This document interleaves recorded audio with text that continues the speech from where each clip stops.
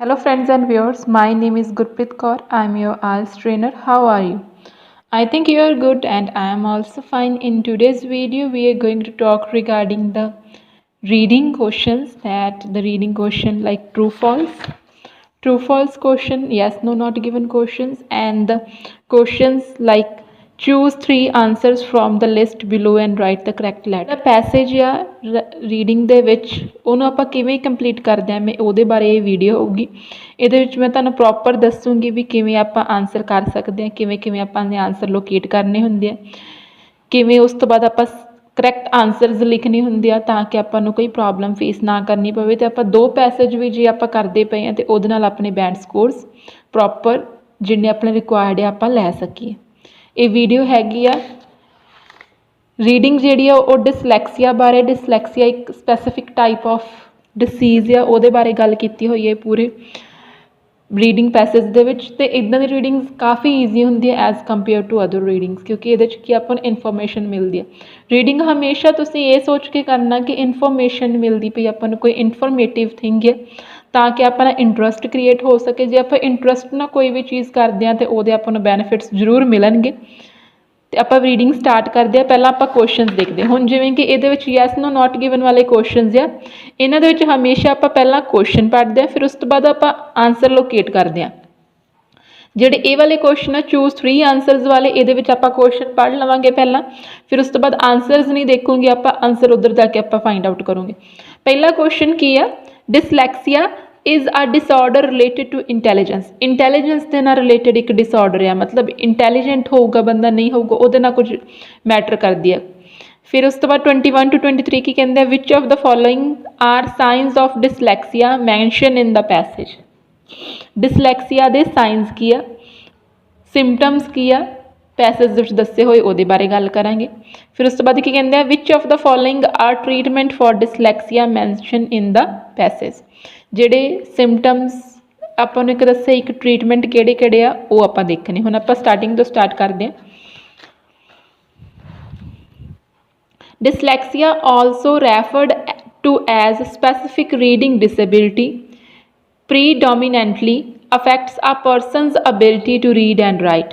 Dyslexics have difficulty connecting visual symbols, that is letters, with their corresponding sounds. Many people who suffer from dyslexia also have trouble with enunciation, organization, and short-term memory.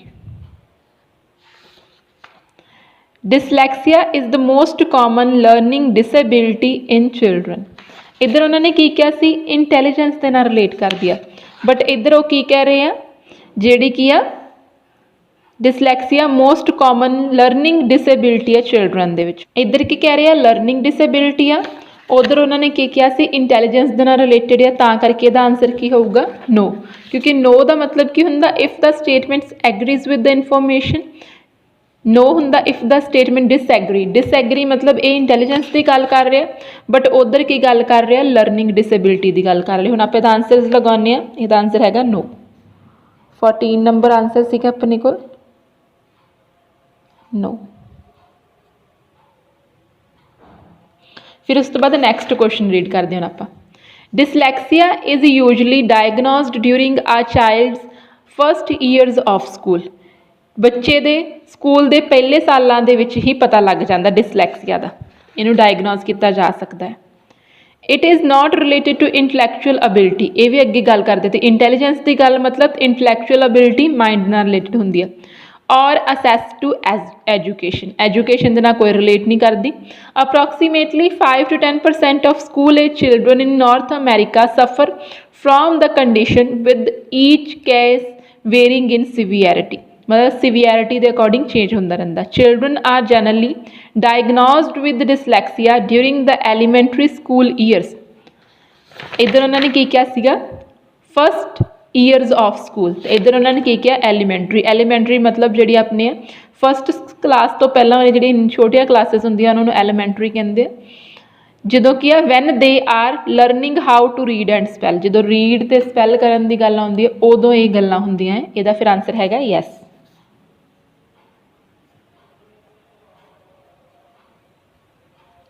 Then next question read out ਕਰਦੇ ਆਪਾਂ। ਇਹ ਵਾਲੇ question ਆਪਾਂ ਨਾਲ ਦਿਮਾਗ ਦੇ ਵਿੱਚ ਰੱਖਣੇ। ਸਾਇੰਸ ਕੀ ਹੈ ਇਹਦੇ। People with dyslexia often read in reverse, ਮਤਲਬ ਪੁੱਠਾ ਪੜ੍ਹਦੇ ਹੋ, ਰਿਵਰਸ ਦੇ ਵਿੱਚ ਪੜ੍ਹਦੇ ਹੋ। ਹੁਣ ਆਪਾਂ ਅੱਗੇ ਦੇਖਦੇ ਹਾਂ। Determining the definite cause of dyslexia is a difficult task since studies of the morphology of the brain are generally conducted in an autopsy. One hypothesis suggests that dyslexic children suffer from strabismus, the tendency of the eyes to focus on two different points. When reading, for example, one eye focuses on the beginning of the word and other focuses on the end. ਇਹ ਹੁਣ symptoms ਦੀ ਗੱਲ ਕੀਤੀ। Symptoms ਕੀ ਹੁੰਦੇ ਆ ਵੀ ਇੱਕ ਆਈ beginning ਦੇ ਵਿੱਚ ਦੇਖਦੀ, ਦੂਜੀ ਆਈ ਕੀ ਆ ਐਂਡ ਤੇ ਦੇਖਦੀ। ਹੁਣ ਆਪਾਂ ਇੱਧਰੋਂ ਦੇਖੀਏ ਕੋਈ ਹੈਗਾ ਆਪਣੇ ਕੋਲ। Learning to talk at a later than a normal age, ਇਹਦੇ ਬਾਰੇ ਕੋਈ ਗੱਲ ਨਹੀਂ ਕੀਤੀ ਸੀ। ਟਰਬਲ ਵਿਦ ਨਿਊ ਵੋਕੈਬਲਰੀ, ਹਜੇ ਇੱਦਾਂ ਦੀ ਕੋਈ ਚੀਜ਼ ਨਹੀਂ ਆਈ। Living big spaces between words, no. Problems following directions, ਉਹੀ ਉਹਨਾਂ ਨੇ ਕਿਹਾ। ਇੱਧਰ ਉਹਨਾਂ ਨੇ ਕੀ ਕਿਹਾ ਸੀਗਾ ਵੀ ਆਪਣੇ ਕੋਲ ਇੱਕ ਬਿਗਨਿੰਗ ਤੇ ਦੇਖਦੀ ਹੈ, ਦੂਜੀ ਕੀ ਐਂਡ ਤੇ ਦੇਖਦੀ, ਮਤਲਬ ਉਹਨੂੰ ਫੋਲੋ ਕਰਨੇ ਔਖਾ ਹੋਊਗਾ। ਦੋਨੋਂ ਆਈਜ਼ ਇੱਕ ਜਗ੍ਹਾ ਤੇ ਫੋਕਸ ਨਹੀਂ ਕਰਦੀਆਂ, ਇੱਕ ਆਈ ਅਲੱਗ ਜਾਂਦੀ, ਦੂਜੀ ਆਈ ਅਲੱਗ ਜਾਂਦੀ ਹੈ, ਤਾਂ ਕਰਕੇ ਦਾ ਆਨਸਰ ਹੋਊਗਾ D.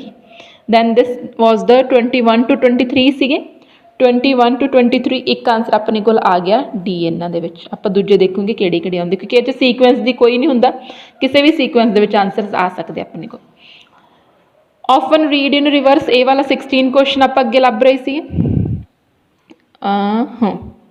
This theory could explain why dyslexics have difficulty reading.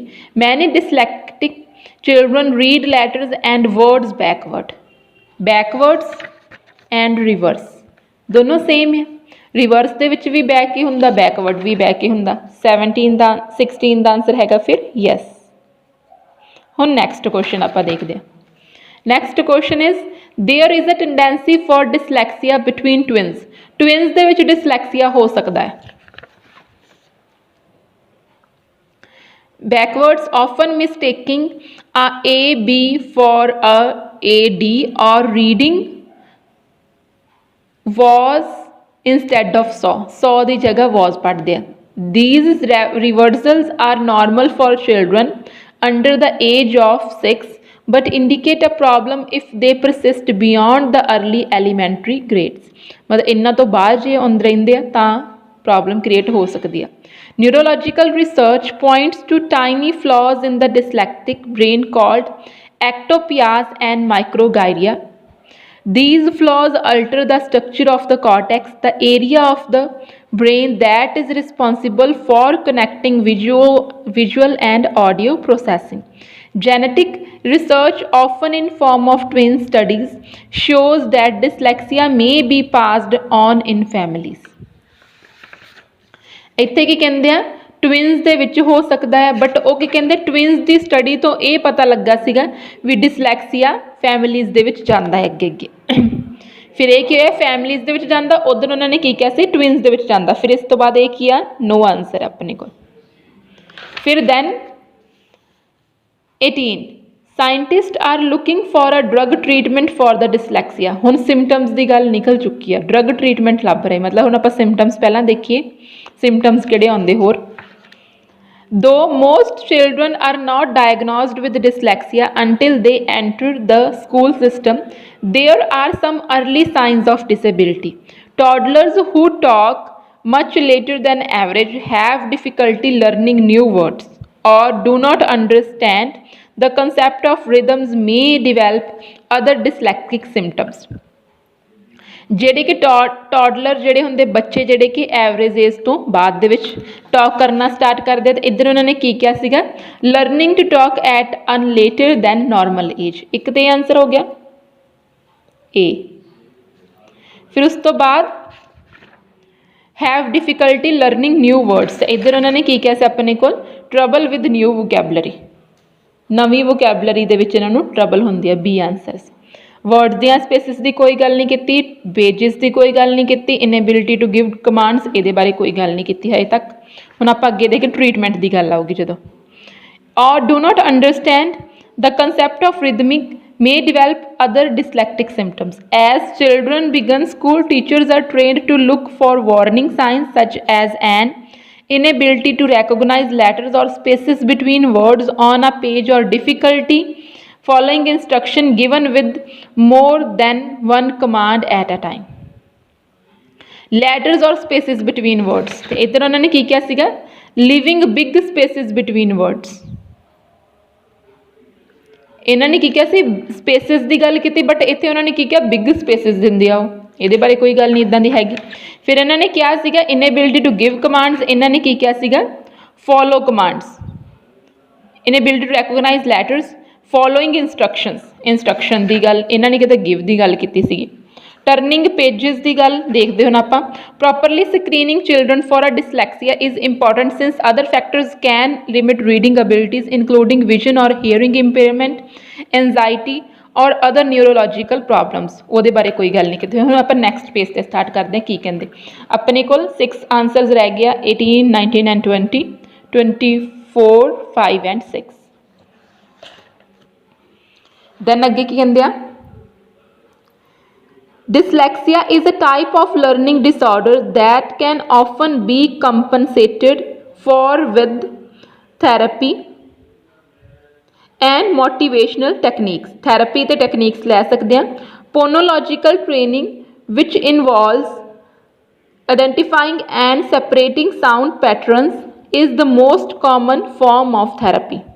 Sound pattern ਨੂੰ identify ਕਰਨਾ ਤੇ ਉਹਨੂੰ separate ਕਰਨਾ, ਇਹ ਕੀ ਆ, ਮੋਸਟ ਕਾਮਨ ਹੈ ਜਿਹੜੀ ਕਿ ਯੂਜ਼ ਕੀਤੀ ਜਾਂਦੀ ਆ ਇਨ ਦਾ ਸਕੂਲ ਸਿਸਟਮ।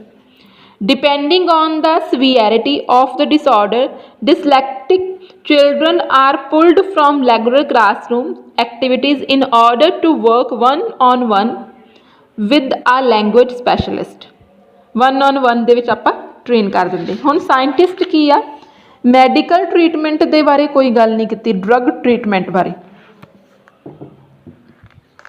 ਇਹਦਾ ਕੀ ਆਨਸਰ ਆ, ਨਾਟ given.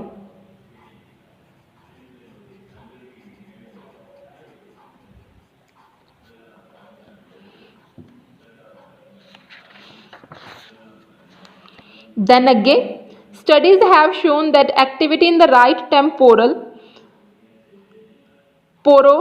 parietal cortex tends to increase after sufficient phonological training.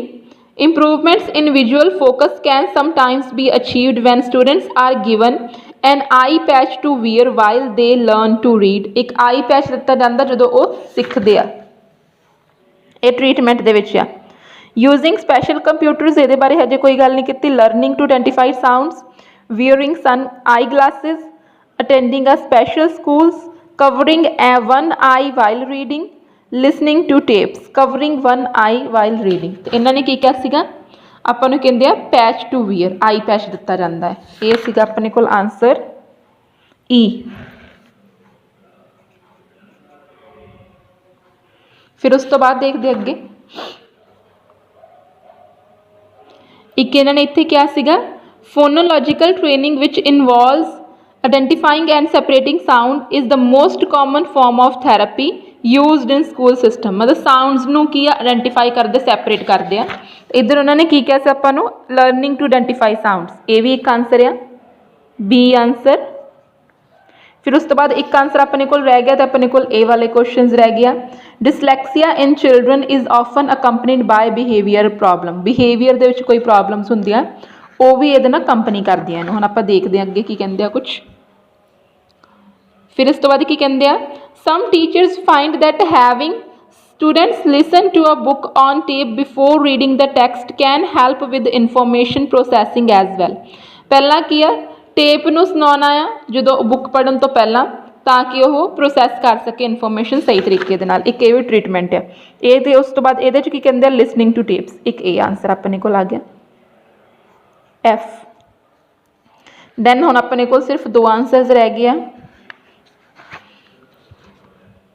Though it is properly classified as learning disability, dyslexia is commonly mistaken for a behavior disorders. Dyslexic children often exhibit behavior that seems abnormal but is caused by frustration that their own inability to perform at a same level as their peers। मतलब ਕੀ ਆ, seem ਕਿਤੇ ਜਾਂਦੇ ਆ, exhibit behavior that seems abnormal। ਇਹਦੇ ਵਿੱਚ ਕੀ ਉਹਨਾਂ ਨੇ ਕੀ ਕਿਹਾ ਸੀਗਾ, ਬਿਹੇਵੀਅਰਲ ਪ੍ਰੋਬਲਮ। ਇਹ ਵੀ ਫਿਰ ਆਨਸਰ ਆਪਣੇ ਕੋਲ ਕੀ ਹੋਇਆ, yes.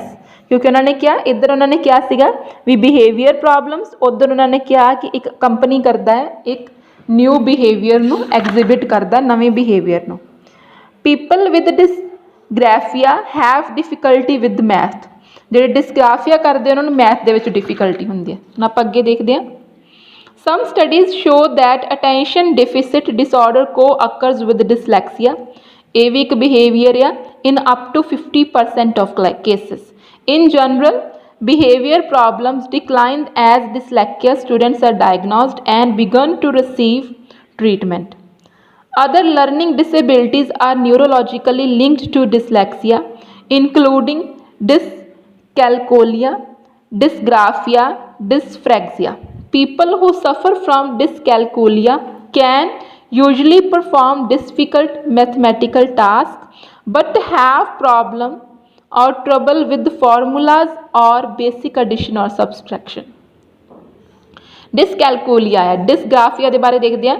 Dysgraphia prevents people from writing in an organized manner. Dysgraphia की हुंदा है राइटिंग दा डिफिकल्टी हुंदी आ ना कि मैथेमैटिक डिफिकल्टी, बट इत्थे उन्होंने की किया मैथेमैटिक्स दे विच डिफिकल्टी हुंदी क्योंकि वो तो डिसकैलकुलिया दे विच क्या सी उन्होंने डिसकैलकुलिया दे विच मैथेमैटिक्स दे विच डिफिकल्टी हुंदी उन्होंने। हुण आपां इहदा आंसर क्या अपने कोल आ गया नो, क्योंकि कॉन्ट्राडिक्शन है। हुण आपां सारे आंसर्स लभ चुके हैं। फर्स्ट हैगा no, second yes, third yes, fourth no, फिर not given, yes, no, B A D E B F. ਹੁਣ ਆਪਾਂ ਦੇ ਆਨਸਰਸ ਦੇਖਦੇ ਹਾਂ ਜਿਹੜੇ ਕਿ ਮੈਂ ਰਾਈਟ ਡਾਊਨ ਕੀਤੇ ਹੋਏ ਇੱਕ ਨੋਟਬੁੱਕ ਤੇ। ਆਪਾਂ ਇੱਥੇ ਦੇਖਦੇ ਹਾਂ ਆਨਸਰਸ ਕਿਹੜੇ ਆ। 14 ਆਨਸਰ ਹੈਗਾ ਆ no, 14 answer is no. 15 yes ਆ, 15 ਯੈਸ। 16 ਇਜ਼ ਯੈਸ, 16 ਫਿਰ ਤੋਂ ਯੈਸ ਆ। 17 नो, 17 ਇੱਧਰ ਵੀ नो ਆ। 18 not given, okay, not given। 19 is yes, yes या। 20 no, okay, no है। फिर है गया 21, 22, 23 A B ते D। अपने कोल की है D A B, किसी भी ऑर्डर च आ सकते सीगे, फिर ए भी आंसर सही अपने। फिर उस तो बाद B E ते F, एक ही है E B ते F, ये भी किसी भी ऑर्डर दे विच आ सकते सीगे। ये हुण तुसीं देख लिया कि आपां की आ ऑलमोस्ट 15 मिनट्स ਦੇ ਵਿੱਚ ਕੰਪਲੀਟ ਕਰ ਲਿਆ ਰੀਡਿੰਗ। ਆਪਣੇ ਸਾਰੇ ਕੁਐਸਚਨ ਸਹੀ ਆ। ਜੇ ਤੁਸੀਂ ਵੀ ਇਦਾਂ ਦੀ ਰੀਡਿੰਗ ਕਰ ਸਕਦੇ ਆ ਤਾਂ ਤੁਹਾਡੇ ਕੀ ਸਾਰੇ ਕੁਐਸਚਨ ਸਹੀ ਹੋ ਜਾਣਗੇ। ਆਪਾਂ ਇੱਕ ਸੀਕੁਐਂਸ ਦੇ ਵਿੱਚ ਚੱਲੇ ਸੀਗੇ ਰੀਡਿੰਗ ਦੇ ਵਿੱਚ। ਆਪਾਂ ਕੁਐਸਚਨਸ ਪਹਿਲਾਂ ਰੀਡ ਆਊਟ ਕੀਤੇ, ਫਿਰ ਆਪਾਂ ਆਨਸਰਸ ਲੋਕੇਟ ਕਰਕੇ ਨਾਲ ਦੀ ਨਾਲ ਆਨਸਰਸ ਨੂੰ ਦੱਸਿਆ ਵੀ ਕਿਵੇਂ ਕਿਵੇਂ ਕਿਹੜੇ ਕਿਹੜੇ ਆਨਸਰਸ ਆਏ। ਤੁਹਾਨੂੰ ਸਮਝ ਵੀ ਲੱਗ ਗਈ ਹੋਣੀ ਮੇਰੇ ਅਕੋਰਡਿੰਗ। ਤੇ ਜੇ ਤੁਹਾਨੂੰ ਮੇਰੀ ਵੀਡੀਓ ਵਧੀਆ ਲੱਗੀ ਤਾਂ ਇਹਨੂੰ ਪਲੀਜ਼ ਲਾਈਕ ਕਰ ਦਿਓ, ਸ਼ੇਅਰ ਕਰ ਦਿਓ ਆਪਣੇ ਫਰੈਂਡਸ ਦੇ ਨਾਲ ਜਿਹੜੇ ਵੀ ਆਇਲਸ ਕਰ ਰਹੇ ਆ ਜਾਂ ਫਿਰ ਜਿਨ੍ਹਾਂ ਦਾ ਵੀ ਆਇਲਸ ਦਾ ਐਗਜ਼ਾਮ ਹੈਗਾ ਨੀਅਰ ਫਿਊਚਰ ਦੇ ਵਿੱਚ। Along with this please subscribe to my channel by pressing the bell icon by which you will be notified whenever I upload any kind of the new video. Thanks for giving me a precious time and support, guys. If you want to watch my previous videos, then you can go to the playlist and watch there. Have a nice day, guys.